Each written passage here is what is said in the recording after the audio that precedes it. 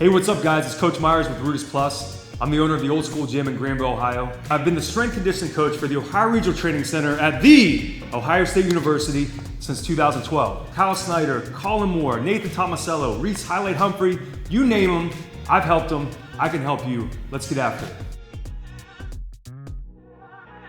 Now, as we know, some of the most important areas for a wrestler to be strong are in their neck and upper back so they can stay in good position in the hand fight, powerful hips so they can finish their shot with good leg drive, and also core strength to keep them in good position.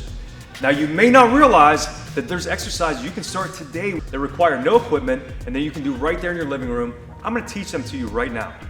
First thing that I'm gonna teach you that you can do at home with no equipment for a wrestler of any age also happens to be one of my most important strength exercises for wrestling, the Bulgarian split squat. The Bulgarian split squat is basically a rear foot elevated lunge. You just have to have your back foot up on something. I'm gonna use a bench, but let's imagine this is the couch in your living room.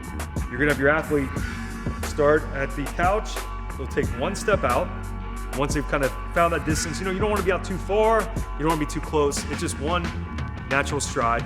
You're gonna take that back foot up. They're gonna put their toes down and then kind of turn to make sure that their hips are pointing straight ahead.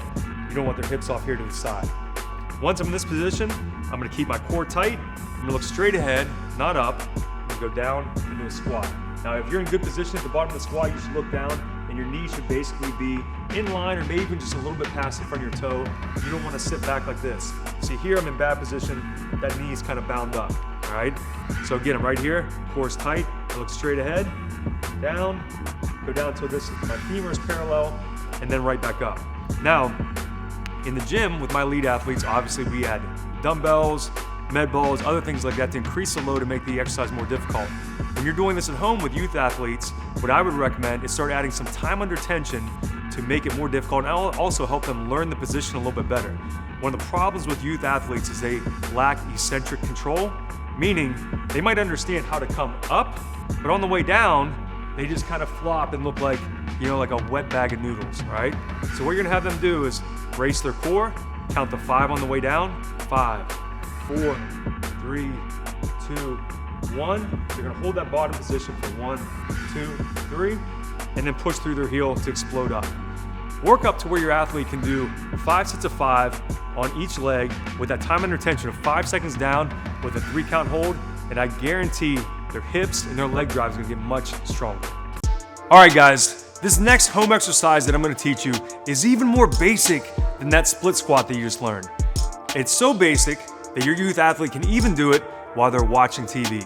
All right, so I'm gonna sit down on the bench, AKA the couch in your living room, and I'm gonna teach you how to do a glute bridge.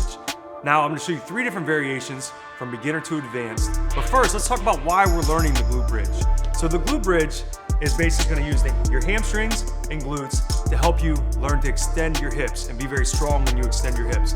You hear wrestling coaches say that all the time. This guy has strong hips, this guy has weak hips. Basically, what they're talking about isn't the front of the hips, they're talking about the glutes. Those are the muscles that we use to extend the hips when we're in on a shot. Now, one of the things I started doing with my son when he was 7 or 8 years old is we started doing 100 glute bridges every night before bed when we would sit on the edge of the couch and watch TV.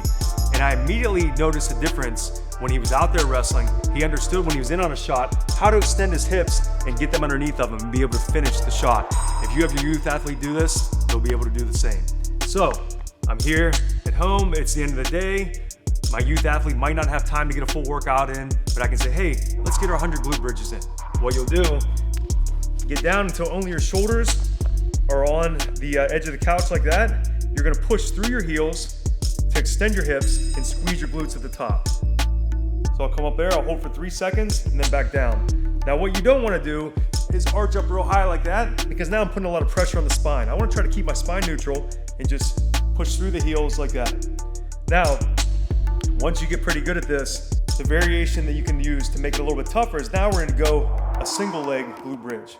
So I got one leg off the ground, bend at about a 45-degree angle. I'm gonna come down, I'll extend up, hold for 3 seconds. 1, 2, 3, back down. 1, 2, 3.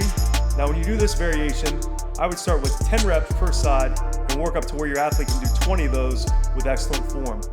The next, more advanced version is now we're gonna provide some static resistance on that leg that's up. So not only is that gonna make the bridge itself harder, but now we're also gonna be working the hip flexors on the opposite side to kind of help us develop that anti-rotational strength in the hips. So we'll come up, I'm gonna press against that. 1, 2, 3, release, back down, come up.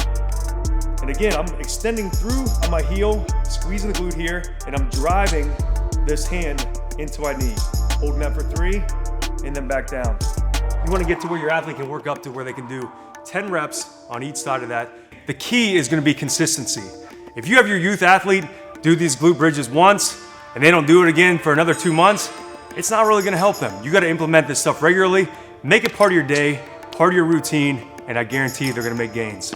Okay guys, the first 2 exercises that I taught you to do at home that require no equipment, both involve the legs and the hips. Now those are great exercises, but this third one that I want to teach you is an area that's just as crucial for wrestling, and that is the neck. All right, every wrestler needs to have a strong neck, not just so they can stay in good position in the hand fight, but also so we can avoid injury. All right, I'm gonna teach you a bridge position now, very similar to the glute bridge, but it's gonna also use the neck and teach all the muscles along the posterior chain. So that's from the neck all the way down through the low back, the glutes, the hamstrings. Teach all those muscles to work together in sync to keep you strong in the hand fight and to keep you from getting hurt. All right, so you're getting a similar position as the glute bridge, but we're gonna walk out just a little bit further. I'm gonna put the back of the head on a chair, bench, or couch, and I'm gonna bridge my hips up. Now, it's very important that you don't wanna be rolled up on your head like that. Now, you may end up in that position sometimes when you wrestle, and that's fine, but we don't wanna train that way. When we're training, we always wanna keep the spine straight, and that's gonna keep those vertebrae in good position, nice and healthy. So right here, I'm pushing down through my heels, keeping my hips extended, my glutes tight, and putting pressure through the back of my head so that my neck and traps is carrying a lot of the load, and I'm staying nice and strong. All right, guys, so one of the ways that my elite athletes make this position more difficult and add some load is by using a med ball. Now, if you're at home, you can use a gallon of water. Even your youth athletes could even just start with a pillow. I think just by having them hold something, not only does it add a little bit of weight, but it gets them focusing on other muscles besides just their neck.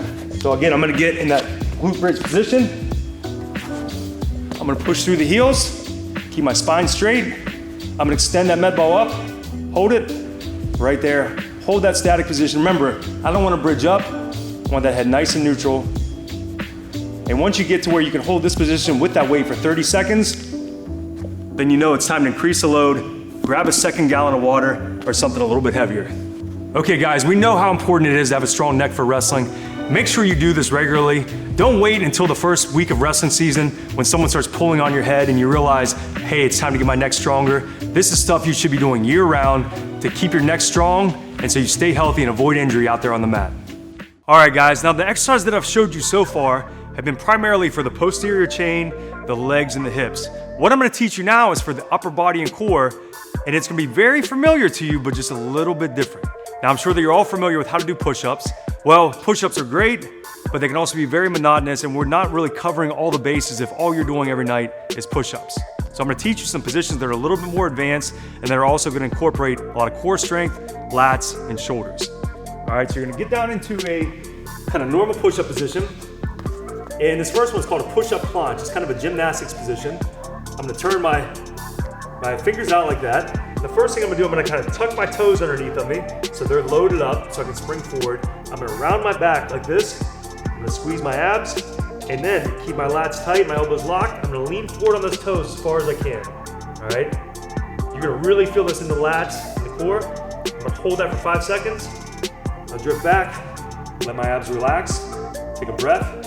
Breathe back in, hunch that back up, lock the elbows, lats are tight. I'm gonna tuck those feet again, take little mini steps. Now, I'm gonna lean forward, try to get a little bit further this time.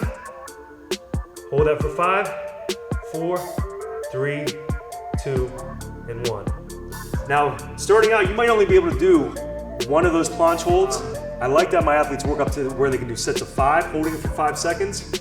But either way, whether you can do 1, whether you can do 3, or whether you can do 5, without breaking out of position, once you finish your set of that, you're gonna go into a normal push-up stance. We're gonna widen our feet out just a little bit. You'll go down, tuck the elbows, come up, and then we're gonna touch the opposite shoulder. Down, up, Now it's very important when I do this that I don't go down and come up and twist like that. I want to use those abs to really keep my core and hips stable so that we build that anti-rotational core strength. Come up, boom, right like that. Now the reason we want to build that anti-rotational core strength is so that when we're in position, someone's pulling on our head, pushing on us, we're able to stay stable and not get moved around. Now once you've done 10 of those shoulder taps to each arm, you're going to go down into a plank. Abs are tight, body straight, and then walk back up. These are plank walk-ups. And again, I don't want to shift my hips side to side. I'm being very intentional about keeping my body straight. Step up, back down. Anywhere from 10 to 20 reps on those plank walk-ups. You're gonna rest 2 minutes after that. Go through 3 sets from the planche holds to the shoulder taps to the plank walk-ups. As this is a great example of taking a basic movement like the push-up, making it a little bit more functional for wrestling, incorporating some lat strength, which is important for pulling in wrestling, also core strength, so we're able to stay in good position and able to finish our shots. So by using this, it's gonna help you get strong everywhere. You don't have to just be strong in the hips and strong in the neck. As a wrestler, you have to be strong in every position, every body part. Okay guys, the 5th and final thing that I'm gonna teach you to use with your wrestler at home that requires no equipment is one of my favorite core strength exercises. Now, we all know and love the ab wheel, but if you don't have an ab wheel that you can use at home, then you gotta improvise a little bit, right? So I'm gonna teach you what's called a walkout from your knees. Now, why do I love this one so much? Like most good core strength exercises and bodyweight exercises in general, we're not just using one muscle. This isn't an isolation movement that just works the abs. We're working, the abdominals, the low back, the glutes, the lats, and the shoulders. Just like in wrestling, we have to be strong everywhere and teach our body to the muscles to fire and work together. That's what makes this walkout, which kind of imitates the ab wheel, such a great core strength exercise for wrestling. So you're gonna start kneeling down. I'm gonna go right here and kind of go into a cat position. If you've ever done yoga before, then you know what I'm talking about. Round that spine up and flex your abs. Throughout the entire range of motion, I want to keep those abs tense. At no point do I want my back to bend that way, because now that's going to put pressure on the spine. So I'm going to go right here. Abs are tight. Now I always have my youth athletes or inexperienced athletes start by just going out until they feel like they're starting to lose position with their hips. And if it's that far, then they walk back. Now you don't want to come back here like this, because now all the weight is off my abdominals. So I'm here, walk out, and maybe coach your guys to say, all right, next week you're gonna try to get 1 inch further. And eventually get to where they can walk all the way out, touch their nose, and then walk back up. All right, so again, round the back, abs are tight, walk out, hold it for a split second, walk back up. Now for my advanced athletes out there, you can do this off the knees. Again, really round the back, abs are tight, walk out, touch the nose, and then walk back up. If you're doing that advanced version, we want to keep the reps low, maybe between 1 and 5, or until you start to feel like you're losing position.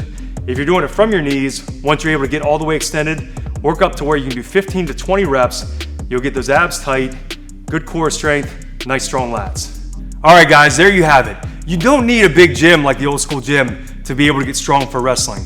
Doesn't matter if you have any equipment, and it doesn't matter if you have any experience in the weight room. Those 5 moves that I taught you, when used consistently, can help you get strong at home, make you safer on the mat, make you more explosive and a stronger athlete.